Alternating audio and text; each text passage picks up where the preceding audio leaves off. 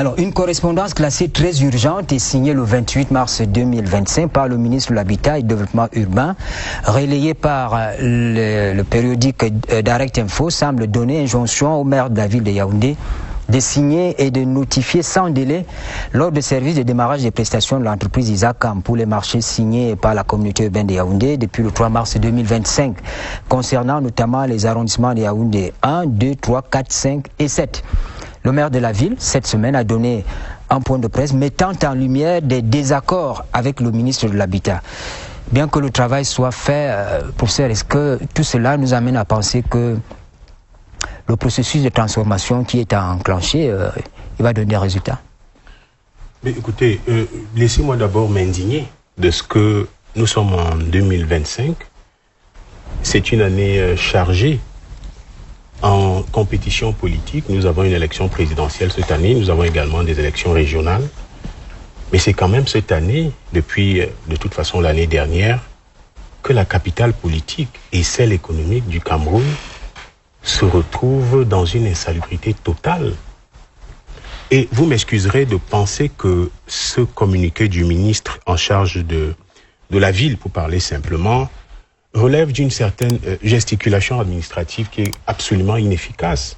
Vous savez, le président de la République, qui est celui à qui le peuple souverain, le peuple camerounais souverain, délègue son pouvoir pour présider aux destinées de la nation, ne va pas venir ramasser les ordures. Nous avons quand même un exécutif, un pouvoir exécutif bicéphale. Nous avons un président de la République, chef de l'État. Nous avons un premier ministre, chef du gouvernement. Et le président de la République définit la politique de la nation conformément à la loi constitutionnelle.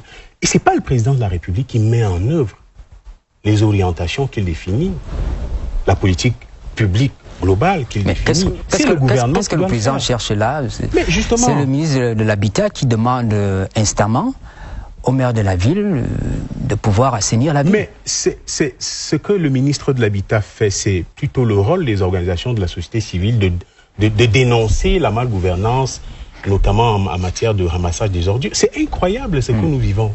Il faut le dénoncer de façon ferme. Parce que je parle du président de la République, pourquoi? Parce que c'est lui qui répond in fine de tout cela. On ne connaît pas ces ministres-là. Vous ne les votez pas lorsque il arrive le moment de l'élection présidentielle. Hein? Moi, je pense que le ministre de l'Habitat, avec les responsables donc des collectivités territoriales décentralisées, qu'on appelle les maires, qui sont les maires d'arrondissement, le maire de la ville, doivent chacun prendre ses responsabilités pour que très rapidement, nos capitales redeviennent propres. En année électorale, vous, en tant que politologue, en tant qu'enseignant de sciences politiques, j'enseigne par ailleurs les politiques publiques, vous me faites penser que cela relève même d'un coup d'État scientifique. Mais oui, c'est un coup d'État scientifique parce que qu'est-ce que les populations vont dire au président de la République? Parce que la seule manière de parler au président de la République, c'est pendant l'élection présidentielle. Hein. On va soit renouveler son bail, soit le sanctionner au cas où il est candidat. Parce que les villes sont sales. Et pourtant, ce n'est pas la responsabilité du président de la République de nettoyer la ville de Yaoundé et de Douala. Il y a un gouvernement qui est là. Il y a des personnalités, des autorités de la décentralisation qui doivent chacune faire son travail à son niveau. Et c'est incroyable. Monsieur l'abbé, vous comprenez un peu ces désaccords entre les structures qui sont chargées de la salubrité dans nos villes. Ce qui se passe à Yaoundé, vous le vivez également là-bas à Douala. Bon, la question des ordures, elle concerne tout le monde.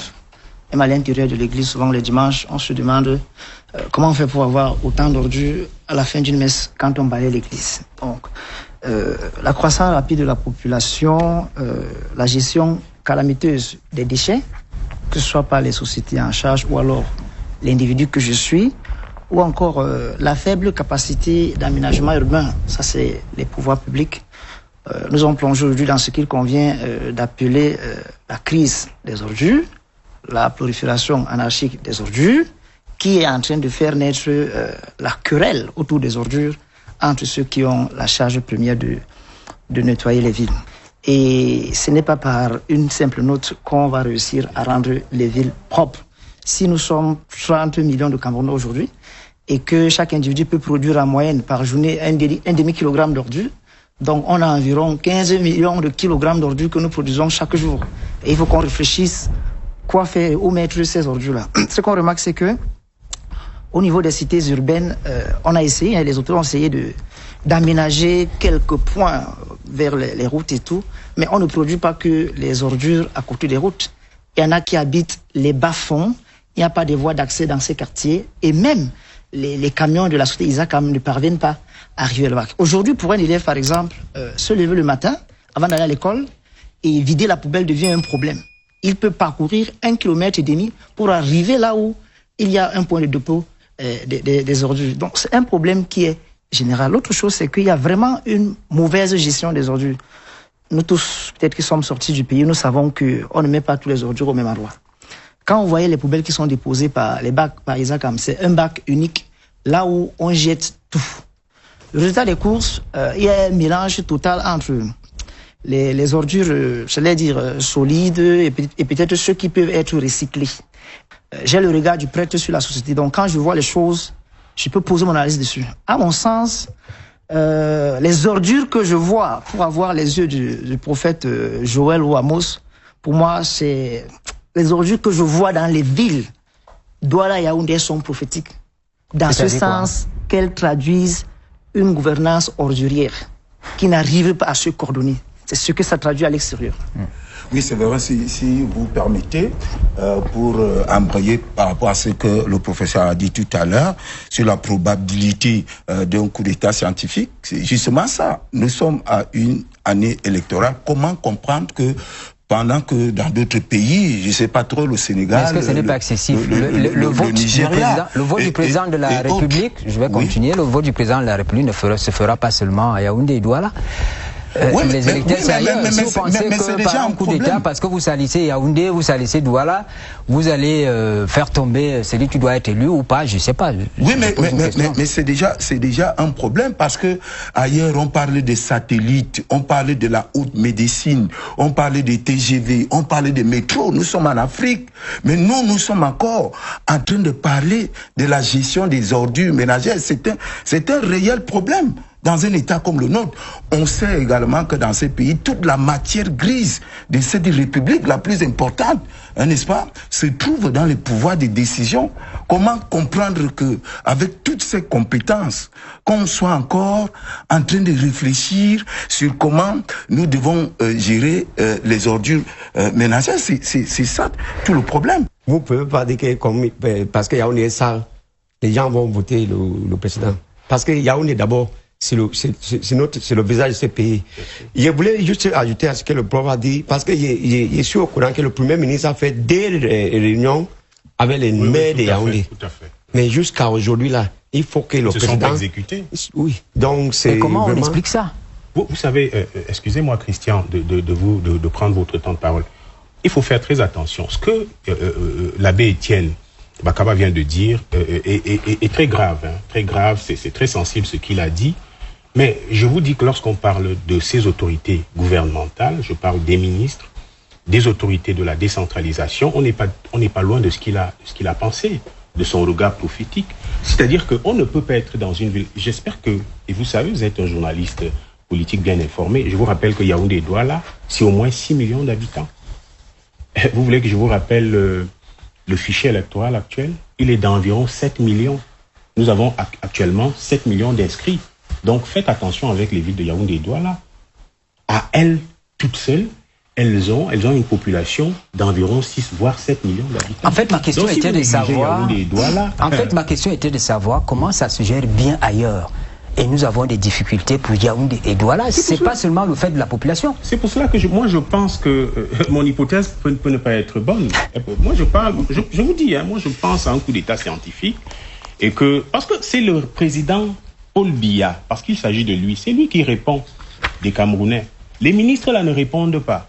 Certains même n'ont aucune légitimité politique. C'est-à-dire que dans le gouvernement là, il y en a qui n'ont jamais été maires, n'ont jamais été députés. Il y en a même s'ils l'ont été, ils ont été mal élus pour certains. C'est le président Paul Biya qui répond de tout ce qui se passe dans ce pays, en bien comme en mal. Et la conférence épiscopale nationale du Cameroun a son organe qui accompagne le processus électoral au Cameroun, qui est appelé la commission Justice et Paix. Et avec cette commission, en 1998, les évêques ont sorti une lettre pastorale sur l'engagement des fidèles chrétien dans la vie politique. Parce qu'un évêque ou un prêtre, il ne peut pas être membre d'un parti politique. Il ne peut pas prendre part à la réunion d'un parti politique. Mais les fidèles laïcs, eux, ils ont l'obligation de le faire, au point où, en 2004, ils vont revenir avec une autre lettre sur le devoir et l'obligation du vote du chrétien. Tel que si un chrétien ne s'engage pas dans la vie politique, si un chrétien refuse de s'inscrire sur la liste électorale, si un chrétien refuse d'aller voter, il a dit de commettre pratiquement un péché. Parce que voter, participer à la vie politique, c'est un service de charité. En rappelant aux fidèles, que ce soit les acteurs politiques directs ou alors les simples votants, qu'il y a une manière chrétienne de faire la politique. L'Église repose quand même sur des valeurs telles que l'amour, la paix, la vérité. En 2018, le 24 août, les mêmes évêques ont écrit une lettre pour les élections. Elle était de 4 pages. 7 années après, une autre lettre est dehors. Cette fois-ci, elle est de 14 pages, comme vous l'avez bien souligné. Qu'est-ce que ça peut signifier? Ça peut signifier que la voix n'a pas été écoutée. Alors, il faut passer à quelque chose. Est-ce que cette lettre est une manière d'excommunier un candidat au bénéfice d'un autre? C'est ce que la paix semble dire. Je dirais seulement, comme je le dis, il faudra qu'on parle l'enseignement des évêques comme de l'eau bénite que les évêques versent sur la nation. Et ce qu'on remarque, c'est que quand on verse l'eau bénite quelque part, il n'y a que les démons qui s'agitent. Donc les personnes qui s'agitent là sont possédées certainement par le démon du statu quo, par le démon de la malgouvernance ou alors celui de la corruption.